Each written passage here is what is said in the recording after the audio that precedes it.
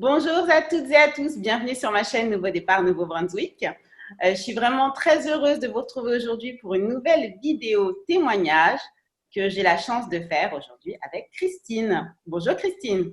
Bonjour. Ça va bien? Ouais, toi? Oui, je suis super contente qu'on réussisse à faire cette vidéo aujourd'hui. Déjà par rapport à la distance, puisque toi, tu es à Edmundston et que moi, Oui. je suis à Dieppe. Donc voilà, c'est vraiment une belle occasion de pouvoir échanger ensemble. Donc cette vidéo, elle va porter sur ton parcours, sur les défis que tu as relevés, sur la façon dont tu as relevé justement ces défis, les solutions que tu as pu trouver, et puis voilà, les conseils que tu pourrais donner à ceux qui voudraient venir ici dans notre belle province du Nouveau-Brunswick. Ok. Donc, on va déjà commencer par ton parcours. Est-ce que tu pourrais nous présenter ton parcours migratoire, s'il te plaît? Oui. Donc, ça fait 5 ans que je suis au Canada, au Nouveau-Brunswick, à Edmundston. Je viens du sud de la France, du bord de mer.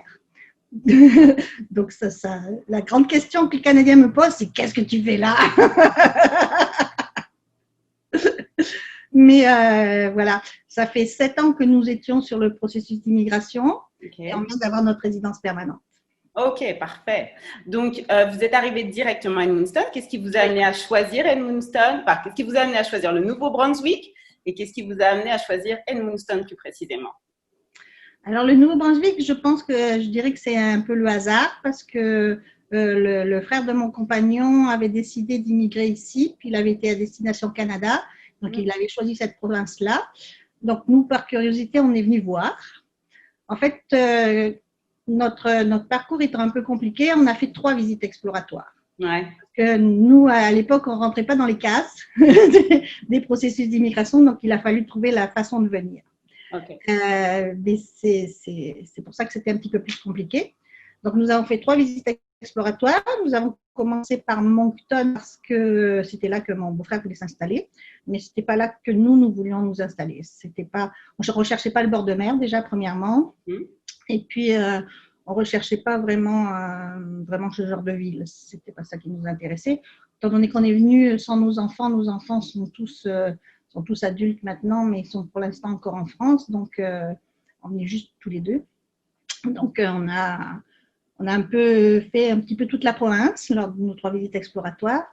Et il y a une ville qui s'est démarquée par plusieurs choses. Déjà, la situation géographique, c'est comme ça qu'on a trouvé Edmundston, parce qu'on a regardé sur la carte, puis on s'est dit où est-ce qu'on veut s'installer.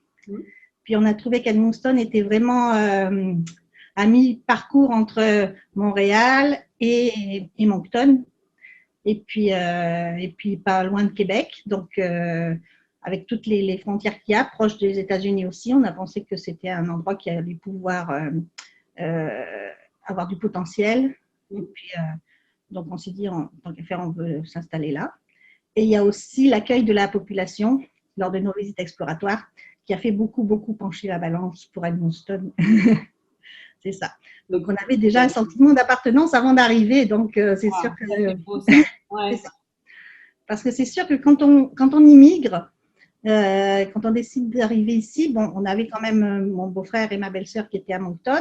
J'avais mon oncle qui avait immigré il y a 50 ans et qui était à Rimouski, qui est à Rimouski avec mes cousines et mon cousin. Donc, c'était ça. Le Canada a été un petit peu une évidence quand on a dit on veut partir quelque part. C'est ça. Super, super. Donc, Et donc, tu disais que c'était dans le cadre de Destination Canada, en tout cas pour ton beau-frère. Juste pour faire une petite parenthèse, oui, c'est un salon qui avait lieu, enfin, à qui a lieu Paris, d'ailleurs, toujours une fois par an sur Paris pour c'est ça. justement voilà, parler des Donc, provinces. donc, nous, on a fait les choses à l'envers. On a fait les visites exploratoires et après, on est allé à Destination Canada. C'est ça. Ouais, Mais on avait déjà tous les renseignements que mon beau-frère avait pris, donc on avait déjà tous les contacts, etc. Donc, c'est sûr qu'à Moncton, on avait été rencontrer les gens du CAFI, les gens de Magma, puis on avait fait pas mal de contacts là-bas, puis après, on a fait pareil à Bathurst, et puis après, on a fait pareil à Edmundston, puis c'est Edmundston qu'on a choisi. c'est là que vous avez choisi, C'est effectivement. ça. Donc, la visite exploratoire pour découvrir les autres provinces, pour choisir où on veut aller finalement. Pas pour découvrir les autres provinces, pour découvrir les autres villes de la province.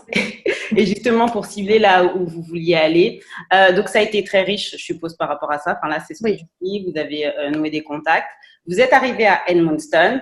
Qu'est-ce qui s'est passé? On est arrivé à Edmundston avec 2 valises chacun, donc toute Ouais. notre vie mise dans 2 valises. Parce que quand on arrive avec un processus d'immigration qui n'est pas la résidence permanente, c'est compliqué de faire venir ses affaires parce qu'on est taxé sur ce qu'on fait venir. Donc, il faut attendre d'avoir la résidence permanente pour faire venir notre container et nos affaires. Donc, on est arrivé juste avec 2 valises. Puis, c'est toute une aventure, je dirais, parce qu'il faut tout recommencer à zéro. Il faut s'équiper, il faut trouver où vivre, il faut trouver le travail qu'on veut faire. Alors moi, j'étais arrivée avec un visa d'étudiante puisque j'avais décidé de faire une année en gestion de PME au CCNB. Je dirais que c'était la meilleure décision que j'ai jamais prise parce que ça m'a permis de m'intégrer à fond, je dirais. Parce que quand on arrive ici, ce qu'il faut faire, c'est le réseautage. C'est ce que tu dis dans beaucoup de tes rencontres avec les gens. Il faut absolument faire du réseautage. On n'est pas forcément habitué à faire ça, mais là, il faut se forcer un petit peu, puis il faut le faire. Il faut faire des contacts, il faut se faire voir par les gens. Il faut faire, la meilleure façon de le faire, en fait, c'est de faire du bénévolat. Il y a énormément de façons de faire du bénévolat. Moi, j'avais commencé en étant la trésorière de l'association étudiante du CCNB. Et effectivement, ça m'a ouvert énormément de portes. Ça m'a fait rencontrer plein de monde. Et puis, moi, j'ai adoré mon année d'études au CCNB. Il ne me serait jamais venu à l'idée en France de reprendre mes études. En France, on regarde un petit peu de travers quand on reprend nos études. Et je dirais que là, ça s'est fait tout naturellement. Il y avait des gens de mon âge, il y avait des gens plus âgés. Il y avait bien sûr des gens moins âgés, mais c'est toute une communauté. Puis, on est vraiment très bien accueillis, aussi bien par les professeurs que par le personnel administratif. Puis, moi, le CCNB, c'est ma seconde maison. Je l'ai toujours dit depuis le début. Puis, je le ressens toujours comme ça. Quand j'y vais, je suis contente. Donc, ça a été vraiment la meilleure solution, en tout cas par rapport à votre profil, pour pouvoir venir ici en n'ayant pas encore la résidence permanente. Donc, tu as fait ta formation. Ensuite, comment ça s'est fait pour trouver un emploi? Comment tu as fait pour… en fait, moi, en France, j'étais comptable. Donc, pour voir comment ça se passait ici, la comptabilité, parce que c'est sûr que les bases sont les mêmes, mais la façon de faire n'est pas forcément les mêmes, les logiciels qu'on utilise non plus. Donc, gestion de PME, ça m'a permis de voir comment ça se passait, d'apprendre d'autres matières et puis d'avoir quelque chose de canadien. C'est ça. C'est très important parce que quand on arrive, on a beau avoir des diplômes, ici, ils ne sont pas reconnus, puis notre expérience professionnelle n'est pas reconnue non plus.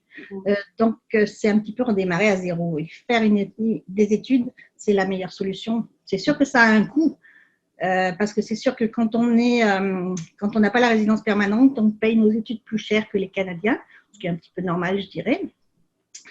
Mais donc, il faut prévoir le budget.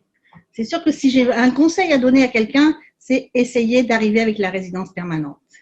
Parce que ça ouvre énormément de portes. Puis c'est ce souci-là en moins, vous l'avez. Et puis, vous pouvez faire ce que vous voulez. Naviguer dans la province, prendre n'importe quel emploi, etc. Parce que moi, mon parcours, c'est que j'ai fait donc, cette année d'études. Ensuite, j'ai eu droit à un permis de travail post-diplôme de la longueur de mes études. Et ensuite, il faut demander un permis de travail. Généralement, ce qu'ils nous donnent, c'est un permis de travail fermé avec un employeur. Donc, quand on a un permis de travail fermé, c'est un peu délicat. Parce qu'on ne peut pas changer d'employeur, on ne peut pas changer d'emploi au sein de la même entreprise. On ne peut rien faire, juste travailler. Donc, ça peut se passer très bien, mais ça peut se passer aussi très mal parce qu'on peut ne pas avoir les mêmes attentes que l'employeur a de nous. On peut ne pas comment je dirais ça, ne pas s'entendre avec l'employeur, ne pas aimer notre emploi, mais on est obligé de rester. Donc, ça, c'est assez compliqué. Donc, le meilleur conseil, c'est arriver avec la résidence permanente. Prenez le temps que ça prend, mais tant que vous êtes chez vous, que vous êtes dans votre pays, ne soyez pas trop pressés. Laissez la procédure se faire et essayez d'arriver avec la résidence permanente. OK. Bon conseil. Quand tu es arrivé, quel est le principal défi auquel tu as dû faire face? Principal défi, pour moi, c'était tout tracé puisque moi, c'était une année d'études. Mais le principal défi qu'on a eu, c'est de trouver un emploi à mon conjoint. Okay. Effectivement, une fois arrivé ici, on s'est aperçu que il avait dirigé des entreprises en France, mais ses compétences n'étaient pas reconnues. Ses années de travail n'étaient pas reconnues, même s'il avait toutes les preuves, même s'il avait tout ce qu'il fallait. Ce qui fait que pour lui, ça a été très compliqué. Je dirais que là, c'est seulement maintenant, après 5 ans, qu'il a enfin trouvé un emploi qui lui plaît, puis qui lui convient. Donc, c'est sûr qu'il a fait énormément d'entreprises. Si quelqu'un veut savoir les emplois qu'il y a à Edmondson, il faut lui parler. Il a fait presque tous les emplois qui existaient ici. C'est sûr que quand on arrive ici, il ne faut pas se dire « je vais trouver un emploi à la hauteur de mes compétences et de ce que j'avais avant ». Ça ne marche pas. Il faut prendre un emploi alimentaire, comme on dit. Il faut prendre ce qu'on trouve, qui va nous permettre de vivre et qui va nous permettre d'attendre et de trouver quelque chose plus tard. Okay. Et puis justement d'activer nos contacts, de se faire connaître, de se faire voir. Et après, ça ouvre plus de portes, puis ça permet d'avoir des autres emplois. Ok. Donc, en tout cas, vous deux, ça vous a permis de trouver une stabilité et vraiment d'avoir des contacts, puis vraiment de vous poser. Donc, ok. Donc, il lui a fallu donc 5 ans pour vraiment pouvoir se positionner aujourd'hui. C'est ça. Et c'est sûr que moi, c'était plus facile parce que j'avais ce diplôme canadien. Okay. Comme c'est un an, on ne l'appelle pas un diplôme, on l'appelle un certificat. Okay. Mais ça m'a ouvert les portes. Après, c'est sûr qu'il y a des emplois pour lesquels j'avais postulé et que ça n'a pas marché. On s'entend encore dire, mais vous n'avez pas l'expérience canadienne dans ce domaine-là, vous n'avez jamais travaillé dans ce genre d'entreprise. J'ai la chance que mes employeurs actuels aient fait confiance à mon expérience et puis en aient tenu compte, mais ce n'est pas tous les employeurs qui en tiennent compte. Je dirais que ce n'est pas forcément de la mauvaise volonté, c'est juste qu'ils ne savent pas. Ils ne savent pas s'ils peuvent se baser sur ce que vous avez fait avant dans un autre pays, si ça ressemble à ce que vous allez faire ici ou pas. Même quand on veut essayer de faire créditer des cours, que ce soit au CCNB ou à l'université, c'est difficile parce qu'ils n'ont pas forcément les mêmes programmes de cours, il n'y a pas forcément le même nombre d'années d'études, etc. Donc, c'est tout un défi. Et c'est sûr que si on arrive avec l'optique de dire « je veux faire la même chose pour le même salaire », non, ça ne marchera pas. Ok. Donc, l'avantage ici, c'est qu'on peut changer d'emploi quand on n'a pas un permis de travail fermé. On peut changer d'emploi très facilement. On peut décider de partir totalement dans une autre voie. Il suffit de démarrer en bas de l'échelle. Après, on arrive à grimper assez vite quand même quand on prouve notre valeur, je dirais. Et puis, c'est ça. Oui, donc en fait, il y a vraiment des possibilités aussi bien de se former, quel que soit son âge, que de pouvoir changer d'activité et puis d'évoluer sur d'autres métiers. Donc ça, c'est clair que ça peut être des atouts, en tout cas, puis ça ne fonctionne pas dans tous les pays. Donc c'est bien de le souligner. Mais en effet, j'ai bien entendu que l'un des conseils principaux que tu donnerais, c'est finalement de se poser un peu avant, de faire les démarches nécessaires, d'avoir sa résidence permanente.